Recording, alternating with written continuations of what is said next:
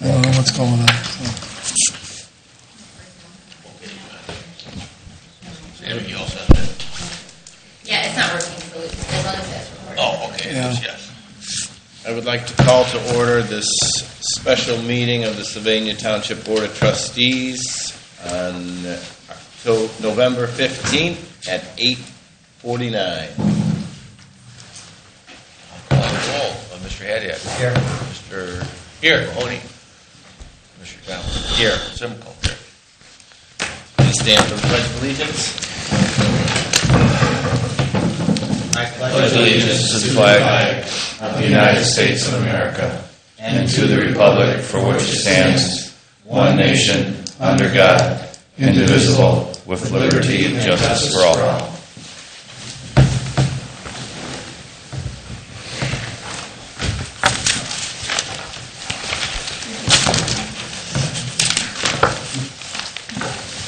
Okay. Who drew the short straw here, I guess?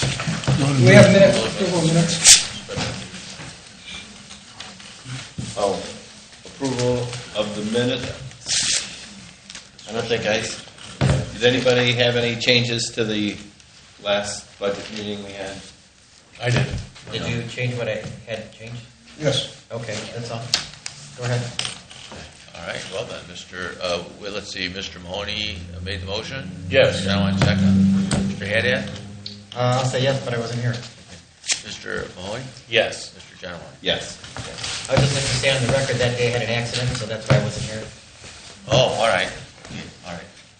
Okay, the short straw was drawn by the Road and Bridge. Okay. I'll start with them. And, as I always start out with my speech, I'll do it again today for both funds.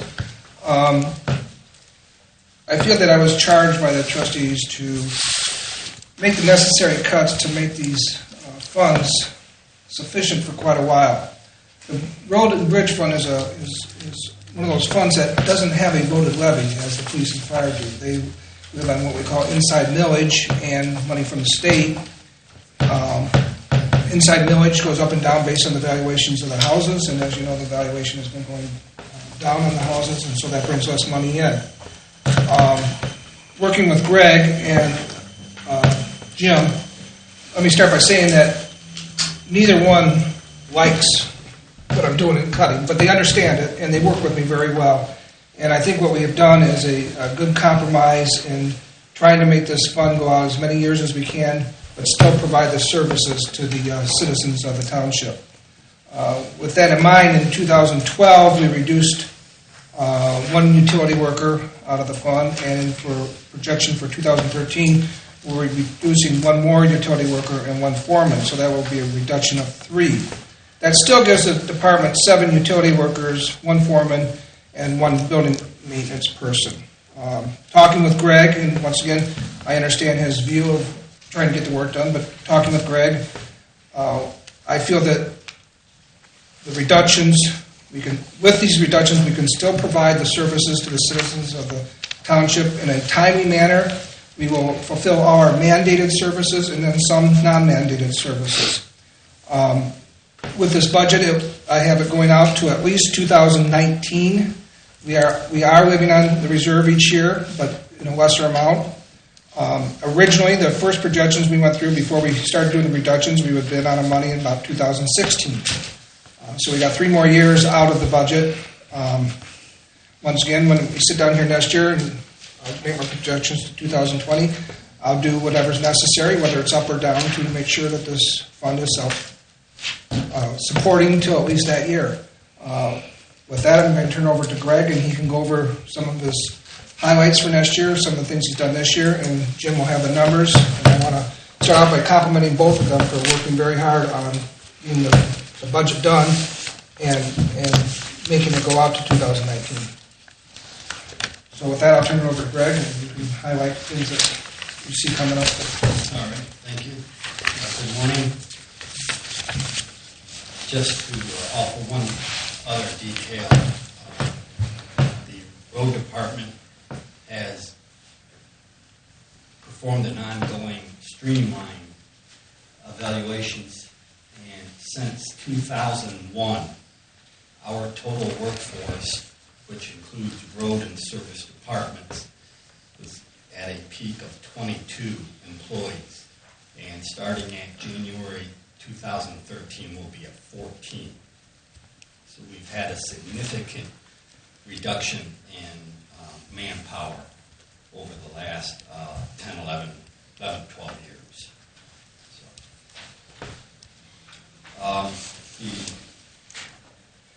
We continue to seek OPWC grants.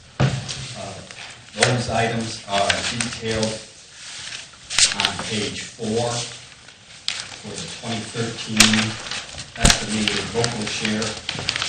For 2013, we were very lucky to receive grants rather than loans. That's detailed on the 2013 page 4.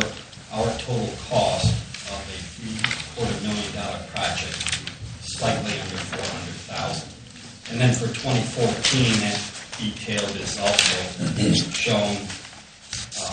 You can see that we have a pending loan item of $171,000. There's a good chance that loan will transfer to grant. So both the loan and grant hopefully will coincide with what is in 2013. Make a long story short, when the city of Toledo applies for these loans, they usually consume all of the dollars available. At that point, any further applications receive all grants. So we just assume see the city of Toledo go first. Okay. So, that's basically a highlight of what will occur in the next couple of years as far as road improvements or infrastructure improvements, other than our efforts, our maintenance efforts at the house. I sit on that board. One of the things I'd like you to highlight is, when we talk about reduction of manpower, also Greg has done a very thorough study of his equipment, and we are actually downsizing the number of trucks we have, and I'd like you to kind of point out how you're combining two vehicles into one, saving the bed for one, and he knows the technical stuff, but why don't you mention how you're downsizing your fleet? Sure. We, as you know, through the auction site, we've auctioned off a few vehicles. Some of the equipment performing more than one task. We're getting more use out of the chassis than simply changing the apparatus. So, the roadside tractor, the last item we auctioned off, farming community up in Michigan purchased $15,000. It was off the trade in about $8,000 or $9,000. We did quite well there. Same with the last dump truck company out of Cleveland purchased that for about $15,000. Our trade-in done was only $7,000 or $8,000. We're trying to get as much bang to the buck as possible. We purchased a different type of rear flail mower that allows us to mow the ditches somewhat better than we used to. And again, it's all about keeping in touch with the industry standards as well.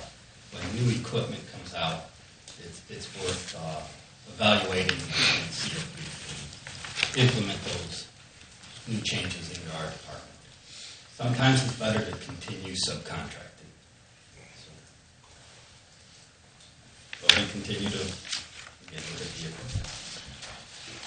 I just have one question for you, Greg, if I could. In 2011, you had, I'm assuming you're budgeting a little extra in overtime just based on the manpower? Yes, sir. Okay.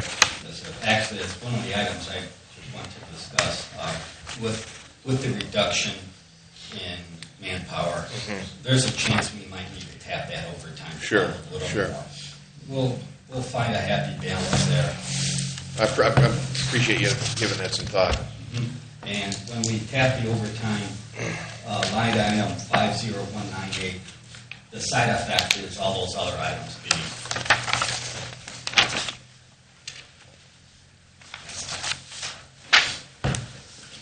Any questions from the trustees on the budget? Well, I think we will get that transferred over to a grant because they have that $22.8 million in the county engineer's office from the road fund still. So that shouldn't be a problem. let's just tell them that, it's unused funds that have been sitting there. Another item I'd like to just touch on is the training on page 2. 204-230-51318. It's actually the fourth line item down, training. Excuse me, Greg. You're looking at all your funds. I only give them the 204 fund. So your page 2 is page 1 for you guys. Okay. Sorry. Okay. I didn't want to confuse everybody. So. Thank you. I keep looking for page 4 in there. Yeah, we only have 3. All right. The training fund, $1,500. Let's see what happens for 2013. What type of training opportunities arise? We try to tap local instructors. Probably the most benefit training we offered this year was cargo securement. That was from the Highway Patrol. It was free of charge. Another one was welding, and we paid an instructor from Owens Tech to come out. And, very well received. So,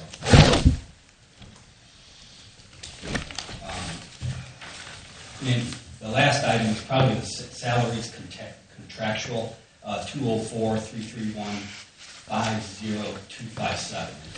First line, maybe 3/4 of the way down. Budget of $55,000. These are for our leaf breakers and for our temporary help. I think the minimum wage increase kicks in January. We may need to look at that throughout 2013.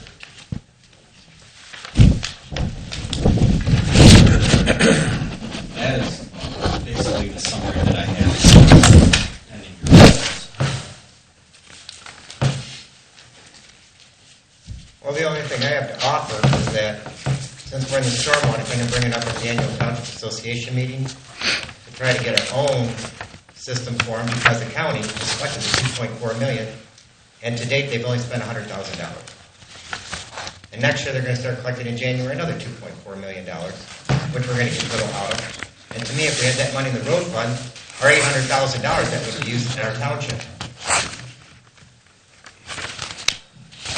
Yeah, sir, I'm informed by Brian Miller that there's over $600,000 township projects along. That's what I heard. There isn't.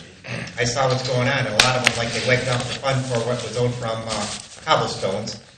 That didn't give us anything, and the other townships are complaining to me already, why are we paying for cobblestones is a problem? That's not ours. And that's what all the other townships that are in this fund are. And yeah, Brian's saying $600,000 still, $1.8 million. And $600,000 doesn't cover our investment. I think cobblestone was a drainage problem. It was, but that was supposed to be paid by those residents, and then it's taken over by the stormwater utility now. And I think, correct, and that was part of when the stormwater was formed, cobblestone was always listed as one of the projects. But I'm saying if we opted out and had our own money, that would make us more I solvent. understand that.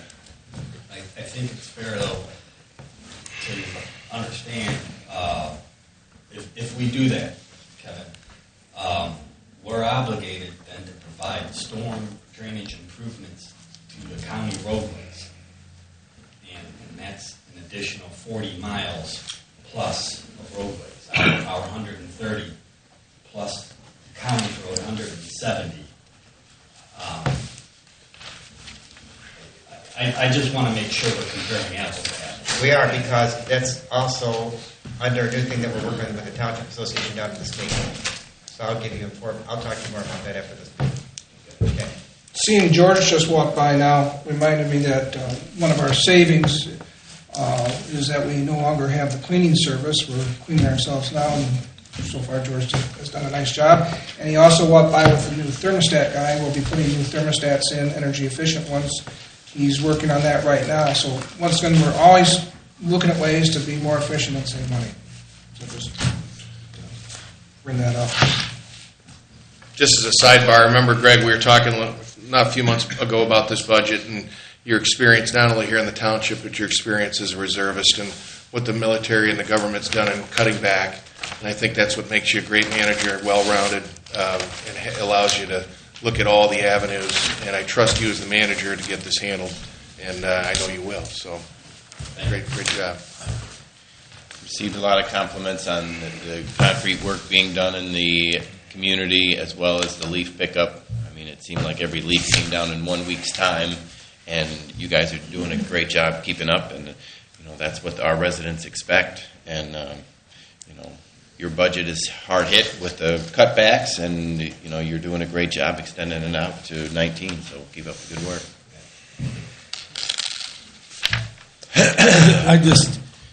A couple comments. I just wanted to point out in areas under OP local share, we've got like $392,000. Those projects are listed on the last page. And then the contracts, the first line right above that under 204-332-51675. That's $212,000. If you go to the last page, you'll see where we got $424,000 planned in various projects. Half of that's being paid out of this particular fund. The other half is being paid out of what we call the permissive motor vehicle tax fund. And that's, we've been very conservative, or Greg has been very conservative in that fund. We haven't spent a dime out of that fund in the last 2 years. So we've got some money built up in there that we're going to have to start using for some of these projects. So that's what we have budgeted for 2013. So that's the only comment I had on that. Any other questions? Okay, I think, and once again, I'll be sending the fire chief too, but I want to thank Greg and Jim for really working hard on this and understanding that, I wish we had money. It's so much easier when there's money. When there's not, it makes it difficult. It's been on their shoulders to find the cuts, and they came up with them, and I really appreciate it. Thank you. Now, the next shortest straw will be the fire department. Chief is down there. As you know, the fire department is a levy-supported department. Last levy they had was in 2008, I think. And originally, when I first started here, we looked like we were going to be running out of money in 2013, maybe possibly 2014. The chief and Jim, especially the chief, has gone through his budget, has worked on overtime, equipment, and has looked at ways to save money wherever he can, and he's done a very good job at that. And according to our budget projections, that they will get through 2014 with a reserve and start 2015 with a reserve, which would actually give us about 6 to 7 years on that last levy, which at the time people were talking was going to be a 5-year levy. So we've made do with what we've had, and the chief has done a great job in managing his budget. One of the things, and he'll talk about it, is we're reducing his staff at his department by half a person. He doesn't like it, and I understand that, and at times just dictate it, and he will work with it and do the best he can with it. And as I just said, when times are tight and make the cuts, it's hard, but I want to thank the chief and his staff for working with me and getting a budget that now will get us at least through 2014. Chief, if you want to point some highlights out of what's going on. I know the chief has been up all night, so we'll try to go easy on you. I appreciate that. You did a great job this morning at the SCAT event. Thank you. As well as, our discussion where you said you've been up all night at a fire. So, yeah, actually, all the deputies were with us last night, so we all been up all night. They're sleeping in the back row. You're the only one up. Hey, wake up back there, guys. Okay. I would like to also thank my staff. We've worked on this for several months, actually, and Jim, back and forth with Jim to see where we could go ahead and save some money and to make sure that we can still perform the services that the community needs, but yet stay within our budget. So that's the challenge. I think that everyone else has gone through, all the other departments, as we get into the next couple of years. We, too, have reduced our staffing levels, as Mr. Zeitler said, by a half person. This next year, we reduced from 62 to 56 several years ago. So we've been decreasing the staffing levels over the years also. As you go through our budget, you'll see that we've been pretty consistent and tried to stay at least status quo or actually reduced some of the funds as we go down the line items. We've stayed at a $200,000 overtime projection for next year. Last year, where we came in a little bit below that. This year, we're going to be pretty close to that. If you remember, at the end of last year, I said I was a little nervous about the overtime, so I held back one class of inspectors that we wanted to do. We went ahead and went through with that this year. That's why we're a little closer to that $200,000 number. Pretty much as you go down the list, one of the things that comes out, and one of the things that is a challenge and continues to be a challenge for us, is our training funds. We have a lot of mandates that are given to us. It seems like every time something comes down the pike, it's like, well, the fire guys aren't doing anything, give it to them. We have hazmat, we have confined space, we have we have ice rescue. Those are things that we provide for the community that we actually don't have funding for. So that's always a challenge within our budget to get the training done for the guys, but yet stay within our budget.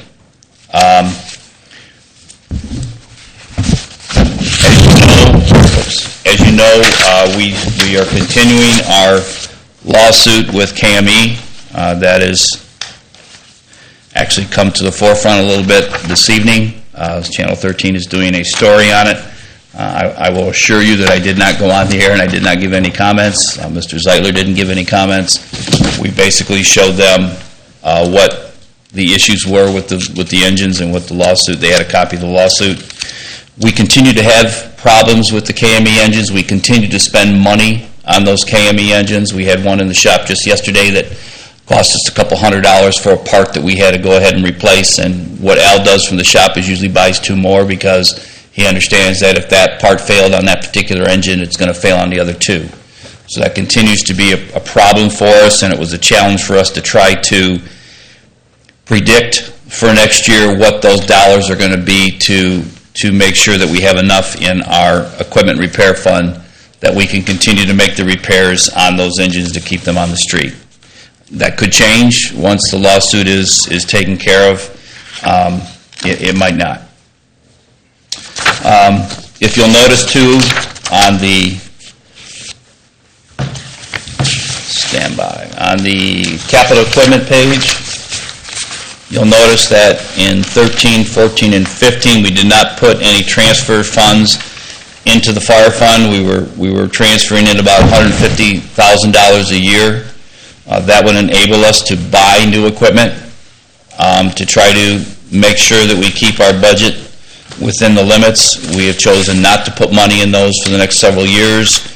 I've talked to Jim and Mr. Zeitler both, and the plan is at the end of this next year, if we identify that we're well within our budget, we have some dollars, then we will earmark those dollars for that category and put the money in at the end of the year instead of at the beginning of the year.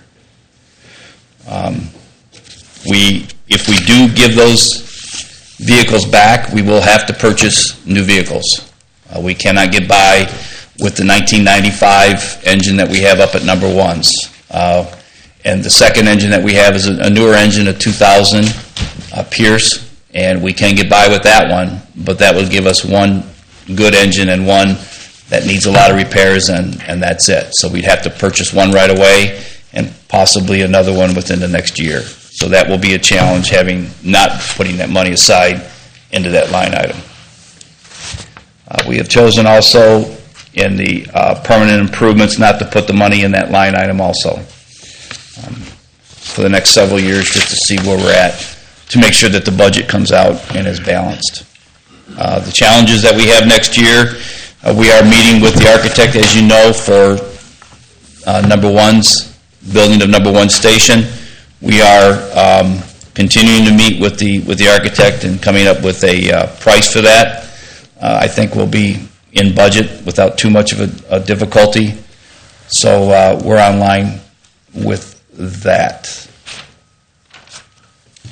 I don't really see anything else unless you have some specific questions about anything on the budget that you would like to discuss.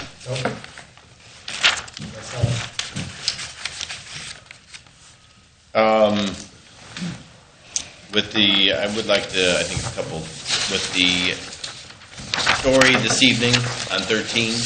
Yes, sir. Are we expecting that to help our cause with the lawsuit, or how did that get initiated? I want to ask. I believe This isn't the proper venue to do it, but then that would segue into, what, do we have a plan if, it comes down to us giving those engines back? I mean, are we prepared to make a quick move? And Yes, sir. I've met with representatives from Pierce Manufacturing in Sufton, and they both have engines on their lots that we could purchase and turn around within a matter of a week and have an engine, a newer engine in our stations, one that's comparably outfitted. I've asked them to. We've given them the specs of what we have now, and they've looked and they have engines in stock. It might be a demo, it might be a used engine, but it will be an engine that works and doesn't need repairs. So I am prepared to do that. I've met with both manufacturers, and they do have apparatus available. So if we do need to make that move, and if it is, send them back tomorrow, I can get an engine here in a matter of a short period of time. In response to your question about the story, there was an article a while ago in the Blade about it. The lawsuit's a public document, and the Blade has a reporter that's down at the courthouse. I think that article in the Blade started, I think Channel 13 reached the Blade and does the articles, but that's where I think it came from. And lawsuits, fire engines, it's a story. It'll probably be a 2 or 3 minute story. They did have a copy of the lawsuit. I would say, now, my personal opinion, anytime there's a story on suing a company for fire engines, I would say it would be beneficial to us. But that's just my opinion. I mean, nobody wants bad publicity, and that's one of the things they understand. We understand that. I wasn't listening very well, and I apologize if I missed this, but the depreciation on the equipment that we already have, okay? What's that? Do we have a depreciation factor on that equipment? Well, at this point, I wouldn't like to give a number out because we're using numbers in the lawsuit that you give us X amount of dollars and take the engines, and we're negotiating that. So my concern is not that it's I don't say concern. I might just throw this out for conversation, but if the depreciation factors on our old equipment and then we purchase the new equipment, are we going to cut into that? Are we going to be looking at a possible levy in 13 as opposed to 14 if we had to buy new equipment, upgrades and things like that? At this point, I can say I don't think so. Okay. In our negotiation lawsuit, we're going to try to make sure we get enough money. As the chief said, there's used vehicles out there, good used ones or demos and that, and we'll see at that time. Once again, we're going to have to see how the lawsuit settles out, the dollar amounts. And Chief, you do a great job with this. I know that. I just bring it up for conversation as always. Yeah, in my conversations with both manufacturers, I did ask them if we could have a lease to buy, which then would not have a large outlay of money. Let's say a new engine is $425,000. We would have to pay that up front. We could put that lease over 5 years, so we wouldn't have that big influx out of our budget, and we could offset those costs over that 5-year period. Good thinking. it's just one more Yes, sir. added thing to your plate. Yes. Yeah. To deal with the lawsuit and things. And It's all right. I know it takes up a lot of your time, and it's just unfortunate. But I will tell you this, that our legal counsel from the Andy is a bulldog, and it's nice having him on our team. Yeah, you don't want him against you. Yeah, you don't want him against you. There you go. Thanks, Chief. Thank you.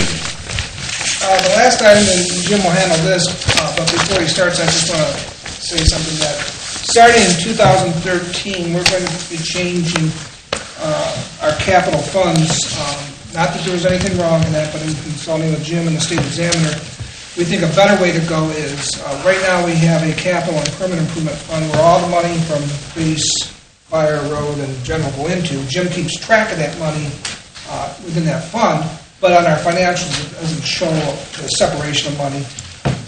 So what we're going to do in 2013 is have a capital improvement fund for each division. Fire will have its own, police will have its own, road will have its own, and general will have its own.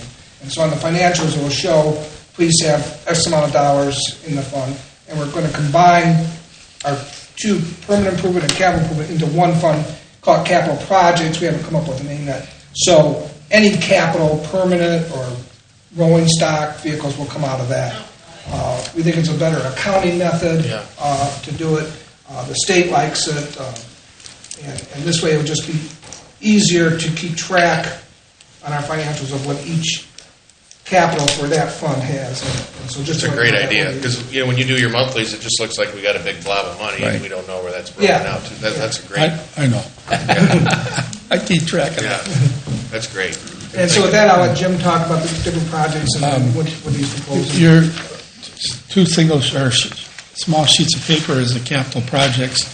As you can see, the general government, that's the general fund, and we have an estimated balance going into the capital projects from the general of $3.7 million. We're only proposing $25,000 go into it for next year. As of this particular moment, we have no projects planned for that. So we're not budgeting anything. The next one is the police fund, and you can see it follows the same format. They're proposing $100,000 go in. They have $487,000. The four items that they're want in their budget, we are not going to have to buy cars next year. There's enough in stock, and they're expanding their car mileage out a little farther, so it means the cars are going to last a little longer. But they are requesting permission to enlarge the impound lot, repave, and fence it. The building definitely needs to get the roof fixed, redone. They're proposing an in-car camera system. This is not for every car, but it's a starting process.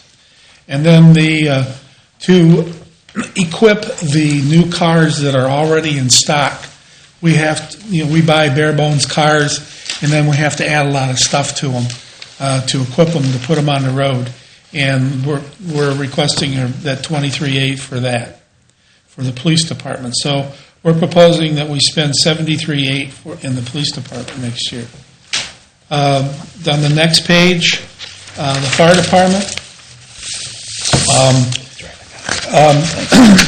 We're looking at the $2.4 million in their carryover, and out of that, we're talking about Fire Station 1. We're budgeting $2.1 million. A 1-ton pickup with skid load and pump, a life pack, two SUVs, and one SUV.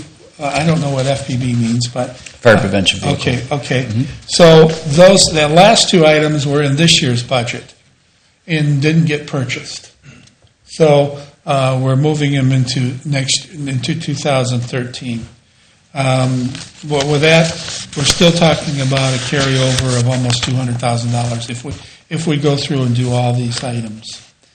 And then the road and bridge department has about $591,000. We're proposing $100 go in there. The two items that Greg is proposing is a roadside tractor with a side mount flail mower and a pressure washer. Those are the two items that he's looking at to purchase next year. We didn't go out further other than for the life packs in the fire department. None of the departments give me anything past that particular point. So, If I may make a comment about the life pack, the reason we need the life packs is because we have life pack 12s right now, monophasic, which is just a way to deliver the energy. Those are no longer being serviced. So as those start to fail, we will not be able to repair them. So the new and the best thing is the life pack 15. I mean, what better way for a manufacturer to stop servicing stuff just to sell more stuff later? But that's what we're finding right now, that the Life Pack 12s were in service about 10 years, and as that technology starts to advance into the newer model, they phase out the old model and not able to get any parts for the old models. Pretty expensive, but Yes, sir, it is. very worth it. Windows does the same thing. Correct, yeah. Any other questions of the fire? Of the capital? I'd like to wrap the hearings up by saying that in the township is in good financial shape for 13, 14, 15 on. Things are tight. Services will be delivered. Might be a little bit more delay, but I think the residents won't see that much of a difference. We cut where we could, and still are, I think we're going to be able to provide the services. If things turn around, hopefully they will in the next couple of years, I'll be sitting here saying, well, maybe we can hire that half a person back for the fire department or in Grace Department. But as of now, I'm understanding the situation with the economy, and I'm making the necessary adjustments with all the departments. I don't want to say myself. And I think we can look at Sylvania Township as, for next year, being in good shape for our resources that we have. I appreciate everyone's effort. Yeah, I mean, I know budget times of year, we all go through them with our works and things, and it's never fun, and it's certainly even more difficult with the economic times we're all experiencing. So I know there's a lot of thought and a lot of energy expended on this, and I just appreciate everyone's help because it's going to be tough for the next couple of years, and I just know everyone's doing their part. I really appreciate it. I mean, John, when did you start thinking about this? Late last year. Yes. Really. Yeah, This right. took a lot of thought. Yeah, So. it's a continuing, right now I'm going to start looking at 14 and start getting ideas, and it's a continuing process. Thank you. And then I think we do the next resolution we have on for the agenda. As you recall, earlier this fall, you voted to change our payroll provider to Paycor. With that, we're going to be going paperless. Right. So effective January 1, there will be no paychecks. Everyone will see them online. They can print them if they want. So along with that, we needed to put a policy together that requires everyone to have direct deposit.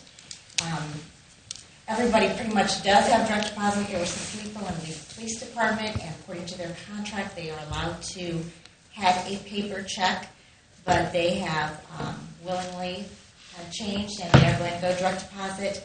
But this policy can't be put into effect for the police department until we change their contract language. So I'm asking for Resolution 12148 to be approved to adopt the policy for all departments except for the police department. Any questions? I'll offer to Resolution 12-148 to go paperless on deposit slips for your payroll. Second. Mr. Yes. Haddad? Well, I just want to make a comment, even though I voted no on the Paycor thing, this is a separate entity, so I just want that on the record. Okay, you call the roll, Dave. Mr. Haddad? Yes. Mr. Mahoney? Yes. Mr. Genoway? Yes. Thank you. That's all we have for today. Thank you. I'd like to offer a motion to close at 9:27. Second. Mr. Haddad? Yes. Mr. Mahoney? Yes. Mr. Genoway? Yes. There's some documents, papers in there, if you would sign them, the purchase orders and that. Well, you can send you one. That's fine.